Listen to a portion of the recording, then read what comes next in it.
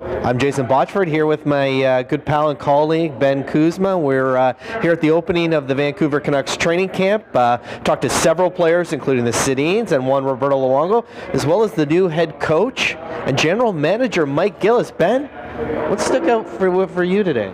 Well, a couple of things we found out, Jason, probably came up at the end. I think kind of the medical state of this team. And we know what John Tortorella's hopefully going to be all about. We found out that David Booth has still not been medically cleared. David suffered a very serious injury last year. He is a big part of this team moving forward, and we have to protect our team. You know, it's just like any other player who suffered that kind of injury. You know, it's training camp. You don't need to, with a player of his stature and his experience, you don't need to push him into a situation where he's not going to be ready and risk something else. So it's just regular maintenance of a player that's been injured, and I'm sure you'll see him soon. The other thing that stood out for me, Jason, was the fact that Mike Gillis saying at the end of it all that they still have about $2.5 million in cap space if they need to go chase a third-line center. What we saw and what you specifically saw out of Penticton was a struggling Brendan Gaunce, and we've talked about that black hole here for about a year and a half. So those two things really stood out for me. Well, I don't know if struggling, but he just didn't look like a guy that was ready to kind of grasp the brass ring, ready for the NHL right now. To me, the big story though, Ryan Kesler's arrival, healthy for the first time in 2 years. We know that he's an emotional player. In fact, today he admitted that that emotion kind of is one of the reasons that he gets injured, because it impacts the way he plays.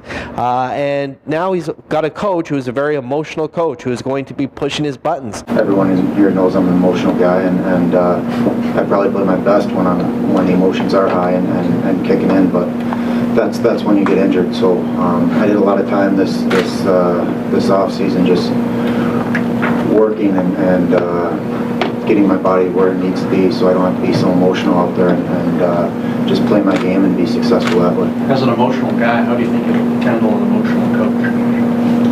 I think we're a good fit. We both want to win.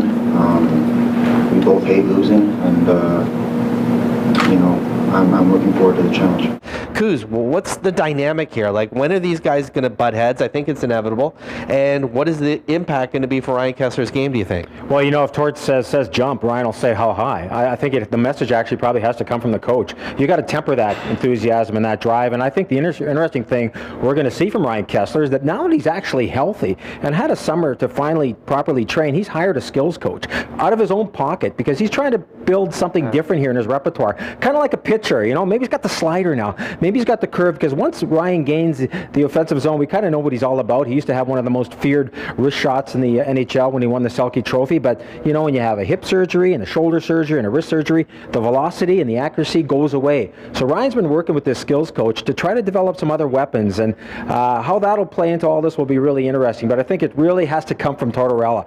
As much as he's going to push all those buttons with Ryan, he's also going to have to understand that, whoa, maybe, just maybe, we're going to have to temper it to some degree so this guy is playing in the new year. I don't think Roberto Luongo is really a topic today. I could care less if he's happy or not. I think that story's over. That's what I'm looking forward to the most, just get back to work and just have to worry about playing hockey, you know, and leave all that other stuff behind and move on and just get ready for a great year.